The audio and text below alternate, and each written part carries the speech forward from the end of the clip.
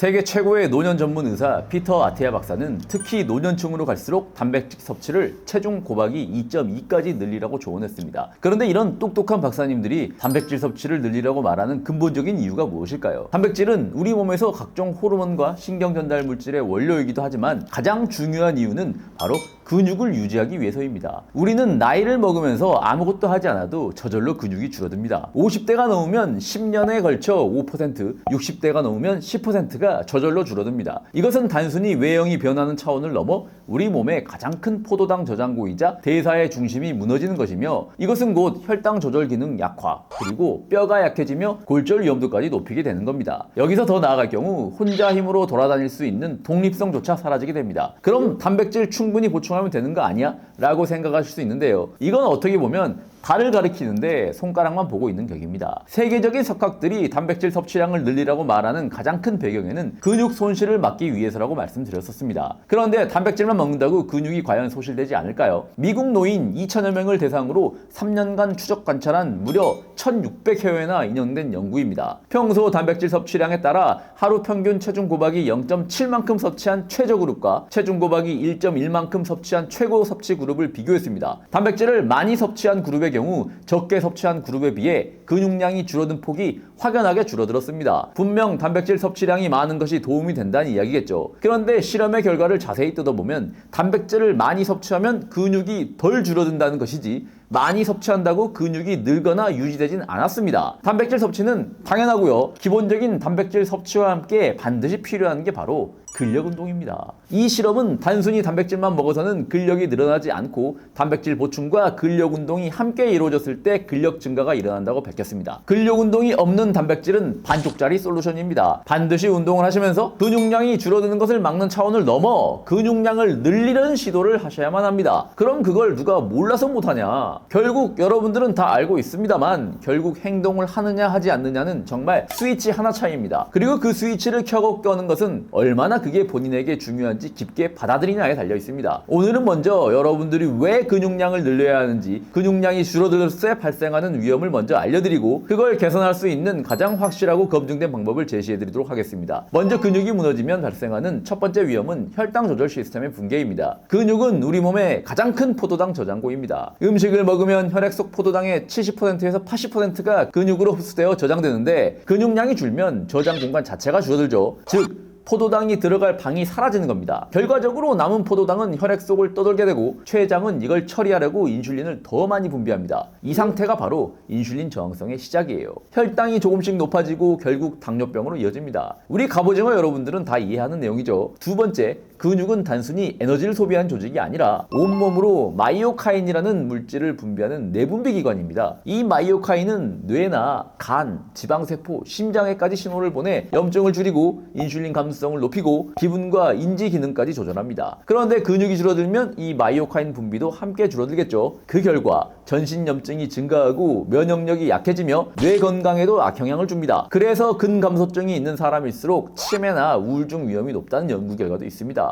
즉 근육이 줄면 단순히 힘이 빠지는 게 아니라 몸 전체의 호르몬 대사 네트워크가 약해지는 겁니다. 세 번째, 에너지 대사 시스템의 저하입니다. 근육은 미토콘드리아의 집합소입니다. 즉 우리 몸의 에너지 공장이 근육에 대부분 몰려 있습니다. 근육이 줄면 미토콘드리아 수도 함께 줄어들고 에너지 생산 효율이 떨어집니다. 이건 단순히 피로감만으로 끝나지 않아요. 기초 대사량이 감소하면서 살이 찌고 체온이 떨어지고 피로가 쉽게 누적됩니다. 결국 예전보다 똑같이 먹는데 살이 찐다는 현상도 여기서 비롯됩니다. 즉 근육이 줄면 에너지의 순환 자체가 느려지는 것, 몸의 엔진 회전수가 낮아지는 겁니다. 정말 굵직굵직한 세 가지만 언급드렸습니다만 이걸로도 여러분들이 근육량을 늘려야겠다는 생각이 들기엔 충분하죠. 그렇다면 이젠 그걸 잘할 수 있는 방법 설명드리겠습니다. 무엇보다도 중요한 것은 계속 강조드리지만 충분한 양의 단백질 섭취와 근력 운동입니다. 이 영상을 통해 근력 운동을 하는 방법까지 풀코스로 알려드릴 수 있다면 정말 좋겠지만 근력 운동을 영상으로 알려드리는 것은 불가능합니다. 그건 제가 아니라 전문 운동 트레이너의 경우도 유튜브를 통해 알려드릴 수 없는 내용입니다. 왜냐하면 노년층의 경우 유튜브 보시고 혼자 운동을 따라 하시다가 부상의 위험이 더 크기 때문입니다. 물론 단순한 혈당 낮추기 운동 같은 것은 충분히 가능합니다. 제가 알려드리는 스프릿 스쿼트 같은 하체 운동만 해도 꾸준히만 하시면 사실 허벅지 근육 탄탄해집니다. 하지만 전신의 근육량을 제대로 늘리려면 반드시 전문 트레이너의 도움을 받으셔야 합니다. 반드시 헬스장에 등록하시고 전문가에게 운동을 배우세요. 딱 석 달만 제대로 배우시고 그 뒤로는 여러분들 스스로 하시면 됩니다. 두 번째로 알려드릴 내용은 근육량을 늘리기 위한 영양소 보충입니다. 근육량을 늘리는 데 있어 가장 중요한 건 운동이라는 거 이제 다 아시죠? 그런데 문제는 그 운동의 효과가 사람마다 천차만별이라는 겁니다. 똑같이 스쿼트를 해도 어떤 분은 금방 탄력이 생기고 어떤 분은 몇 달을 해도 변화가 잘 안 보입니다. 그 차이를 만들 수 있는 게 바로 크레아틴이라는 영양소입니다. 운동이라는 스위치를 켜도 연료가 없으면 엔진이 돌아가지 않죠. 크레아틴은 그 엔진에 불을 붙이는 일종의 연료입니다. 우리 몸의 근육이 움직일 때 쓰이는 에너지는 ATP라는 물질입니다. ATP는 아데노신에 인산기가 3개 붙은 구조입니다. 그런데 운동을 하면 이 중 하나의 인산기가 떨어져 나가면서 뿜 하고 에너지가 방출됩니다. 문제는 인산기 하나가 떨어진 순간 ATP는 이제 ADP로 바뀌며 더 이상 에너지를 못 쓰는 상태가 된다는 겁니다. 바로 여기서 크레아틴이 등장합니다. 크레아틴은 자신이 들고 있던 인산기를 ADP에게 건네줘서 다시 ATP로 돌려줍니다. 덕분에 근육은 멈추지 않고 계속 수축할 수 있고 운동을 조금 더 오래, 조금 더 강하게 이어나갈 수 있게 됩니다. 쉽게 말해 크레아틴은 떨어진 에너지를 즉시 재충전해주는 근육의 보조 배터리 팩이라고 보시면 됩니다. 그런데 이 크레아틴을 주말에도 평일에도 매일 헬스장에 살면서 힘들게 운동하는 젊은 사람들만 먹는 보충제라고 생각하셨다면 오해입니다. 캐나다 사스카추원 대학의 데런 캔더우 박사 연구팀은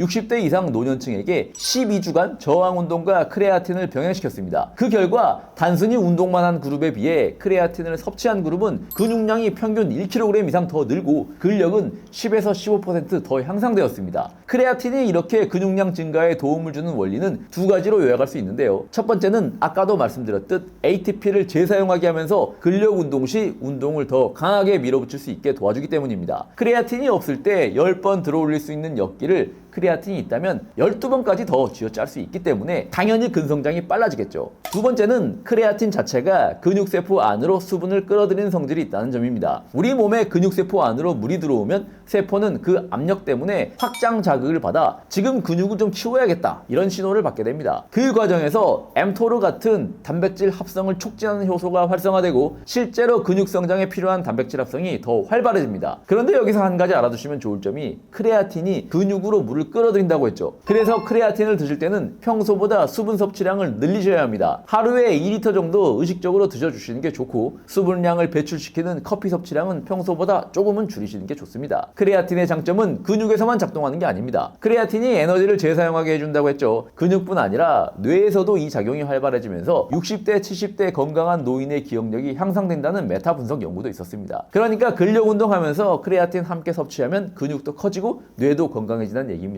하지만 운동을 하지 않고 크레아틴만 드신다면 큰 의미가 없으니 드시지 마시고요. 그런데 가끔 이런 질문 하시는 분들이 있어요. 크레아틴이 신장 검사할 때 나온 그 크레아틴이랑 같은 거 아니에요? 크레아틴 먹으면 신장 망가지는 거 아니에요? 라고 생각이 드시는 분들 계시죠? 결론부터 말씀드리면 크레아틴과 크레아티닌은 완전히 다른 물질입니다. 크레아틴이 에너지를 다 쓰고 나서 생기는 노폐물입니다. 우리가 요리를 할 때 음식을 크레아틴이라고 생각하시고 요리를 하는 과정에 자연스럽게 나오는 음식 찌꺼기를 크레아틴이라고 생각하시면 됩니다. 요리를 많이 하면 할수록 우리가 음식을 먹으면 먹을수록 당연히 음식 찌꺼기는 만들어질 수밖에 없고 음식물 쓰레기를 제때제때 잘 버리기만 하면 아무 문제가 없습니다. 혈액 검사에서 크레아티닌 수치가 높다는 것은 신장이 기능을 잃어 음식물 찌꺼기를 잘 배출하지 못하고 있다는 결과를 나타내는 것입니다. 음식 자체가 문제는 아니잖아요. 이거 잘 이해되시죠? 다시 말해 음식물 찌꺼기가 많다고 해서 음식이 나쁜 게 아닌 것처럼 크레아틴이 생긴다고 해서 크레아틴 자체가 나쁜 건 아닙니다. 실제로 정상 신장 기능을 가진 사람에게서 크레아틴을 하루 3에서 5g씩 장기간 복용해도 신장 수치나 간 수치가 변하지 않았다는 연구 결과가 매우 많습니다. 아까 말씀드린 캐나다 연구에서도 노년층을 대상으로 12주간 크레아틴을 복용시킨 뒤 혈중 크레아티닌, BUN, 간효소 모두 검사했습니다. 결과는 어땠을까요? 어떠한 이상도 변화도 없었습니다. 미국 영양학회에서도 건강한 성인과 노년층에서 크레아틴은 장기 복용 시에도 안전하다라고 명시했습니다. 다만 이미 만성 신장 질환이 있거나 신장 기능이 저하된 분, 그리고 부종이 심하신 분의 경우 당연히 크레아틴뿐 아니라 드시는 모든 영양제를 조심하시고 담당 의사와 상의하시고 드셔야 합니다. 하지만 건강하신 분이라면 물 섭취만 충분히 해주시면 전혀 문제가 없습니다. 하루에 어느 정도 섭취하면 될까요? 크레아틴 섭취 용량에 대해서 말이 많은데요. 먼저 근력 운동을 하지 않는 분들은 당연히 드실 필요가 없고요. 근력 운동을 하시면서 하루 5g 아무 때나 드셔도 됩니다. 어떤 사람들은 위산이 있어야 크레아틴이 흡수된다고 하기도 하는데 전혀 근거 없는 이야기고요. 실제로 크레아틴이 흡수되는 것은 위가 아니라 소장입니다. 위장 장애가 없다면 식전 식후 상관없습니다. 혹시나 먹고 속이 불편하시다면 식사 직후에 드시면 되고요. 운동하기 직전, 직후 모두 상관없습니다.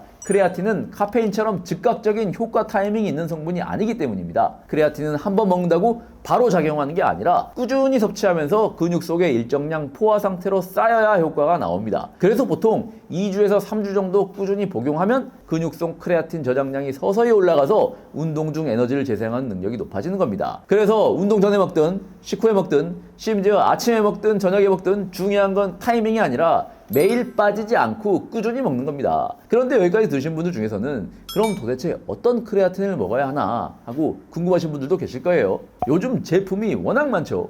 크레아틴 모노하이드레이트, HCl, 말사뇽, 니트레이트 이름만 봐도 정말 복잡합니다. 결론부터 말씀드리자면 크레아틴 모노하이드레이트 이 한 가지면 충분합니다. 수십 년간 연구된 유일한 표준 형태이자 효과와 안전성이 가장 확실하게 입증된 형태입니다. HCl, 니트레이트 같은 신형 크레아틴은 흡수율이 더 높다, 속이 편하다 같은 마케팅 문구가 붙지만 인체 연구에서는 실제 차이가 거의 없거나 데이터가 충분하지 않았습니다. 그래서 굳이 더 비싼 다른 형태를 고를 필요는 없습니다. 좋은 제품을 고르는 방법은 단순합니다. 첫 번째, 성분표에 크레아틴 모노하이드레이트 이것만 단독으로 표기된 제품 선택하세요. 감미료, 향료, 카페인 등이 섞인 복합 부스터 제품은 피하는 게 좋습니다. 두 번째, 크레아틴은 구조가 단순한 영양소라 사실 어느 회사든 만들 수 있어 시중에 제품이 넘쳐납니다. 그렇기 때문에 어디서 만드느냐가 훨씬 중요합니다. 원료의 순도나 불순물 관리, 품질 검사 과정이 얼마나 철저한지가 제품의 실제 효과와 안전성을 좌우하거든요. 그래서 저는 가능하면 신뢰할 수 있는 제조사에서 만든 제품 썬 리서치의 크레아틴을 추천드립니다.